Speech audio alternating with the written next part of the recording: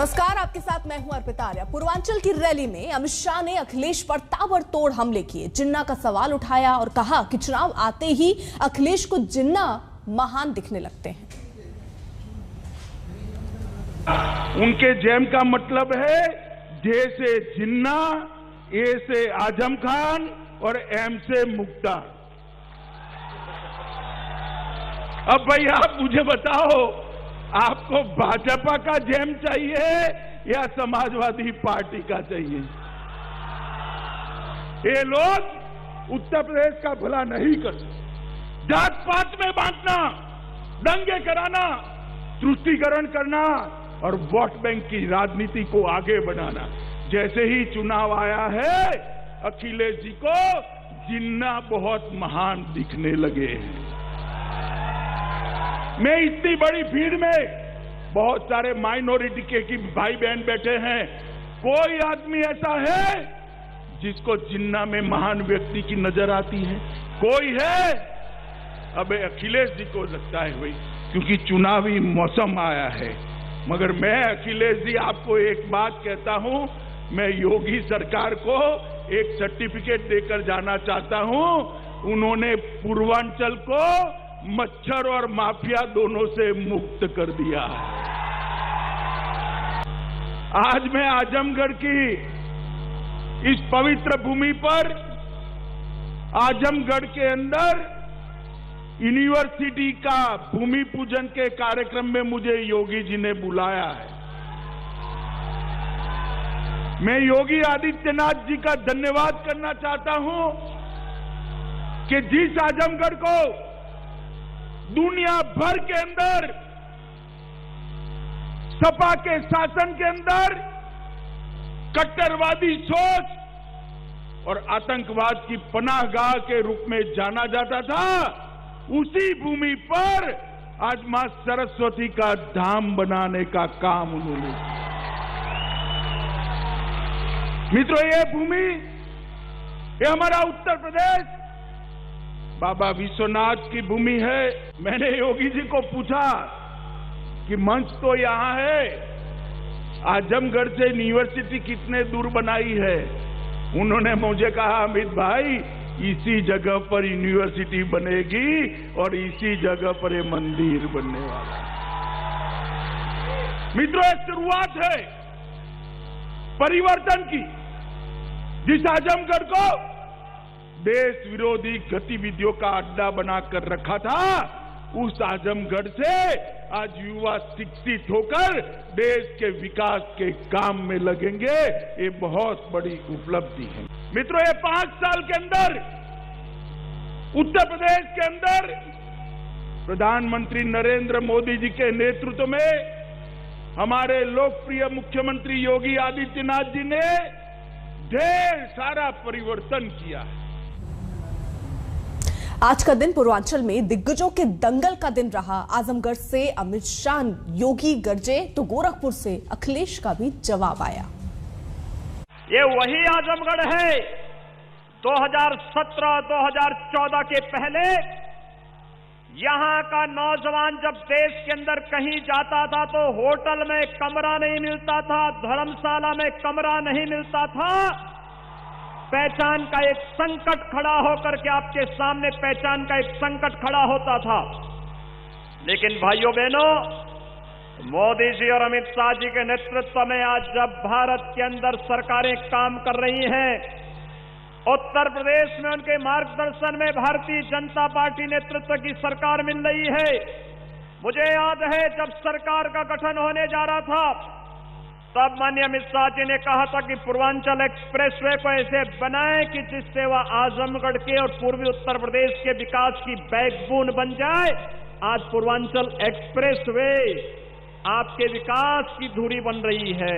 ये बता रहा है कि आने वाले समय में परिवर्तन होना तय है और बदलाव होके रहेगा। आज जनता निराश हुई है इनकी सरकार में। जो वादे किए थे वो वादे पूरे नहीं हैं।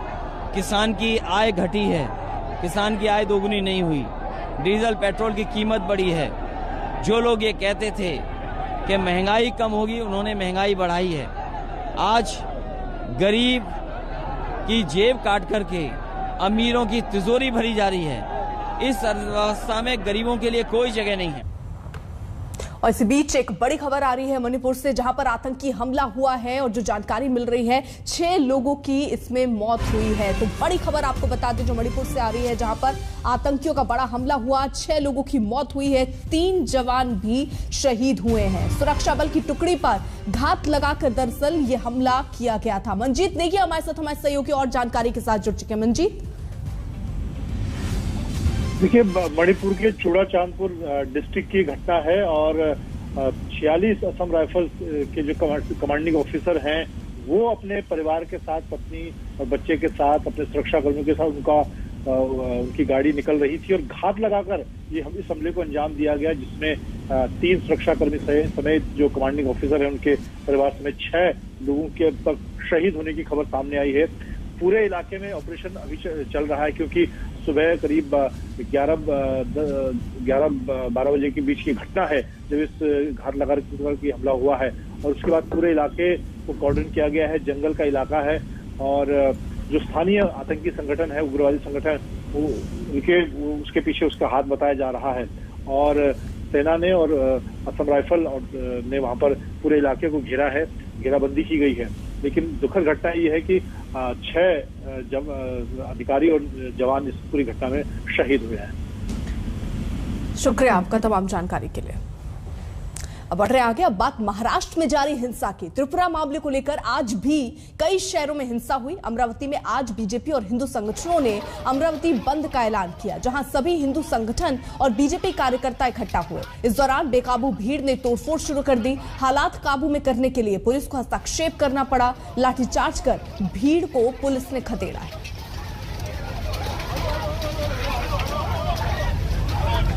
और ये तस्वीरें हम आपको दिखा रहे हैं, पुलिस ने वहां पर लाठीचार्ज किया। ये तस्वीरें हम आपको दिखा रहे हैं। देखिए जिस तरीके से वहां माहौल बिगड़ा, उसको सुधारने के लिए अमरावती में लाठीचार्ज करना पड़ा, लोगों को वहां से हटाना पड़ा। भीड़ जो है वो बेकाबू हो गई थी। आपको बता दें, दरअसल सभी हिंदू संगठन और बीजेपी कार्यकर्ता यहां इकट्ठा हुए थे, बेकाबू हुए, तोड़फोड़ शुरू की। हालात काबू में करने के लिए पुलिस को हस्तक्षेप करना पड़ा। लाठीचार्ज कर भीड़ ने पुलिस को खदेड़ा है, पुलिस ने लोगों को खदेड़ा।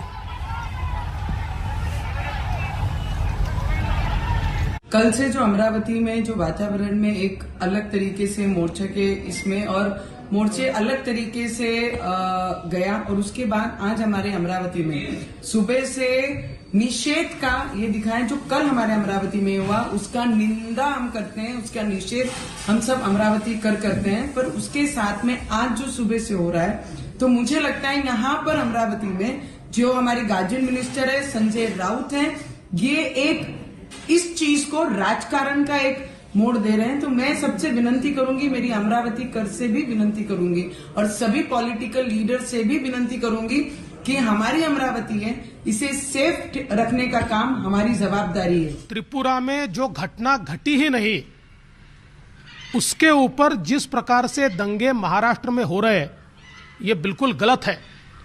त्रिपुरा की जिस मस्जिद को जलाया, इस प्रकार की अफवाह उठाई गई, वहां की पुलिस ने उस मस्जिद के फोटो भी जारी किए हैं। बावजूद उसके महाराष्ट्र में जिस प्रकार से मोर्चे निकाले गए और विशेष रूप से उन मोर्चों में जो हिंसा की गई और हिंदू समाज के दुकानों को जलाने का प्रयास किया गया, हम इसकी निंदा करते हैं।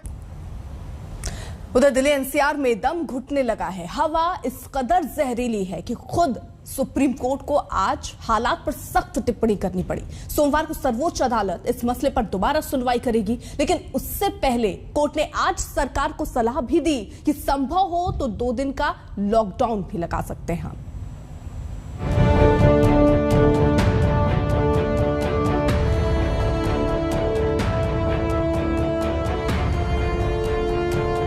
दिल्ली में सांस लेना दुश्वार हो गया है। दिवाली के बाद से लगातार हवा में जहर बना हुआ है। शनिवार को जब इस मसले पर सुप्रीम कोर्ट में सुनवाई हुई तो सर्वोच्च अदालत की फिक्र भी साफ नजर आई। प्रदूषण पर सर्वोच्च अदालत फिक्रमंद, सरकार से पूछे तीखे सवाल, 2 दिन के लॉकडाउन की सलाह। सुनवाई के दौरान कोर्ट की सबसे अहम सलाह ये रही कि प्रदूषण पर हर हाल में काबू किया जाए। अगर संभव हो तो लॉकडाउन जैसे कदमों पर भी विचार किया जाए। सुप्रीम कोर्ट ने सरकार से तीखे सवाल भी पूछे। सीधे सीधे बताने को कहा कि सरकार ने पराली से लेकर दूसरे मुद्दों पर क्या फैसले किए और क्या इंतजाम किए। सुप्रीम कोर्ट ने कहा कि केंद्र सरकार और राज्य सरकारें बताएं कि इमरजेंसी से निपटने के लिए क्या कदम उठाए। किसानों को पराली जलाने से रोकने के लिए कुछ प्रोत्साहन जरूर दें। सरकार बताए कि एनसीआर में कितनी खेती की जमीन है। किसानों को पराली डिकम्पोज मशीनें देने पर कितना खर्च आएगा। पॉल्यूशन के दूसरे स्रोत पर काबू क्यों नहीं हो रहा। पटाखों को भी क्यों नहीं रोका जा रहा। आपातकालीन कमेटी की रिपोर्ट सोमवार को दाखिल की जाए। कुछ तरह के वाहनों पर रोक लगाने पर विचार हो। अब इस मामले की सुनवाई सोमवार को होगी। उम्मीद कीजिए कि कोर्ट की सख्ती से ही सही कुछ हालात काबू में होंगे। आज तक ब्यूरो। दिल्ली से लेकर पूरे एनसीआर में प्रदूषण से हालात लगातार खराब होते जा रहे हैं। AQI यानी हवा का जो स्तर है वो दिवाली के बाद से ही लगातार खतरनाक श्रेणी में बना हुआ है। आज भी इसमें कोई राहत नहीं मिली। हवा नहीं चलने से प्रदूषण से हालात बदतर होते जा रहे हैं।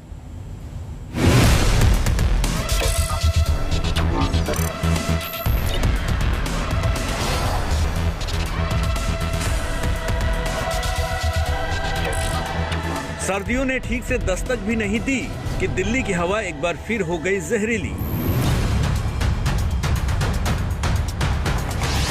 हवा में इतने प्रदूषक तत्व घुल गए कि सूरज पस्त नजर आने लगा और सांस लेना दुश्वार हो गया। मॉर्निंग वॉक पर जाना खतरनाक हो गया और घर के भीतर भी सांस लेना सितम बन गया। दिल्ली की हवा में घुला ज्यादा जहर। एनसीआर में सांस लेना हुआ सितम। नवंबर में एक बार फिर सांसों पर अटैक। प्रदूषण पर ऐसा वार, जीना दुश्वार। दिल्ली की हवा कितनी जहरीली है इसका अंदाजा इस बात से लगाइए कि आज भी दिल्ली की हवा में सांस लेना खुद की सेहत से खिलवाड़ करना है।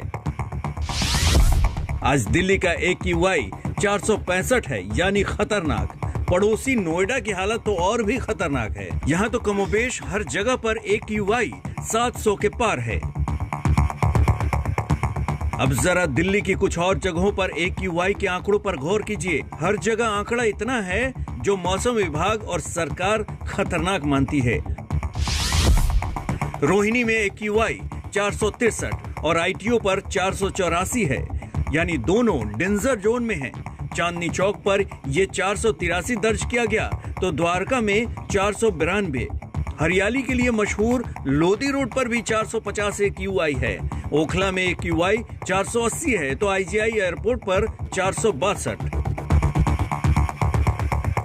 प्रदूषण सारी हदें पार कर रहा है और सरकार के हुक्मरान इस पर बात करने से भी कतराने लगे हैं। राजस्थान के सालासर में बालाजी धाम पूजा के लिए CM अरविंद केजरीवाल से दिल्ली के जहरीली हवा पर सवाल पूछा गया तो वो कन्नी काट गए। सर, आज भी वही सादगी आपकी देखने में आई है कि मीडिया से आपने बात किया, लेकिन सर हल्का सा पोल्यूशन आपने यहाँ भी देखा हुआ, दिल्ली का देखा हुआ, किस तरह से पोल्यूशन बात है? दिल्ली की हवा PM10 यानी बड़े धूल कणों का स्तर बीते 30 घंटों से खतरनाक बना हुआ है और छोटे धूल कणों यानी PM2.5 की बात करें तो 32 घंटों से इनका स्तर खतरनाक है। जरा दिल्ली की अलग अलग जगहों की इन तस्वीरों को एक नजर में देखिए, आपको हालात का अंदाजा खुद लग जाएगा। इंडिया गेट की इन तस्वीरों को देखिए।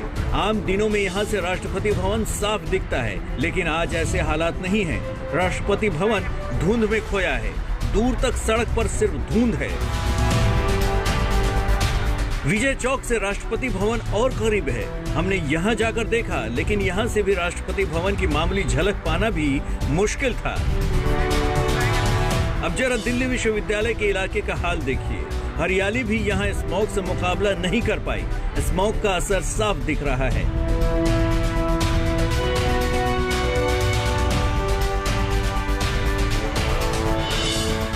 नोएडा DND पर हालात सबसे ज्यादा खराब दिखे। नोएडा में स्थिति और भी खतरनाक है। यहाँ तो PM10 का लेवल 772 पर पहुँच गया। नोएडा और उसके आसपास के इलाकों में इमारतें स्मॉग में ढकी दिखी। लोग इस जानलेवा प्रदूषण से परेशान दिखे। सुबह में हम लोग ये सोचते हैं कि आना चाहिए कि नहीं, क्योंकि पोल्यूशन का लेवल इतना ज़्यादा है और मेनली ऐसा लगता है कि पराली जलाने से पोल्यूशन है। लेकिन जब से दिवाली आई है और उसके बाद से मतलब मौसम खराब ही होता जा रहा है। मतलब डेली में तो देखती हूँ तो इतना फॉग टाइप का लग रहा है, तो और थोड़ी सी आंखों में जलन सी भी कभी कभी होती है। धूप मतलब रहती थी और हमें अच्छा लगता था वॉक करना, बट अभी इस दिवाली के बाद तो हमें धूप भी नसीब नहीं होता है और लोगों को उससे परेशानी भी है। पॉल्यूशन है तो इससे तो हेल्थ इफेक्ट होता ही है। नहीं, जिनकी जो अस्थमैटिक है उनको घर बैठना चाहिए, जिनको इम्यूनिटी लो है उनको भी नहीं आना चाहिए, और जो ठीक है उनको आना चाहिए। काम तो करना ही है, पब्लिक मूव करेगी तो व्हीकल एमिशन होगा ही होगा। तो इसको गाड़ियों को ही कम करने से नहीं होगा काम। इस चीज में जब तक पब्लिक ट्रांसपोर्टेशन नहीं बढ़ाएंगे, एडुकेटली नहीं करेंगे। आखिर इस प्रदूषण की वजह क्या है? आखिर क्यों दिल्ली हर बार इस मौसम में जानलेवा प्रदूषण झेलती है? दिल्ली में इसे स्मॉग की 4 वजह हैं। गाड़ियों का धुआं पहली वजह है, फैक्ट्रियों का प्रदूषण दूसरी वजह, तीसरी वजह है पराली जो पंजाब और हरियाणा में जलाई जा रही है। सवाल ये कि आखिर प्रदूषण से आने वाले दिनों में राहत कब मिलेगी? मौसम विभाग के मुताबिक कल कुछ राहत रहेगी, लेकिन 15 नवंबर को एक बार फिर प्रदूषण बढ़ेगा। प्रदूषण पर सुप्रीम कोर्ट भी कई बार नाराजगी जता चुका है। दिल्ली और NCR की जनता परेशान है, लेकिन हाल फिलहाल इससे राहत मिलती नहीं दिखती। आज तक ब्यूरो। और देखिए आपात बैठक तो चल रही है दिल्ली सरकार में, लेकिन आगे फैसला क्या लिया जा सकता है? क्या जो सुप्रीम कोर्ट ने कहा कि 2 दिन के लिए लॉकडाउन लगा दें, क्या उस पर ही अमल करती है दिल्ली सरकार? ये देखना होगा। एक छोटे से ब्रेक के लिए रुक रहे हैं, आप देखते रहिए आज तक।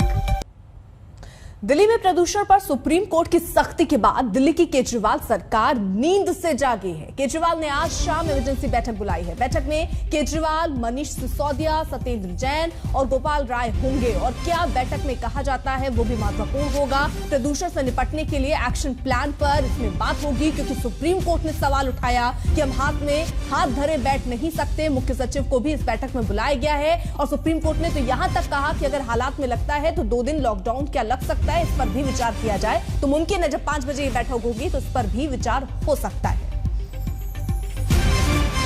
एक छोटे से ब्रेक के लिए रुक रहे हैं, आप देखते रहिए आज तक।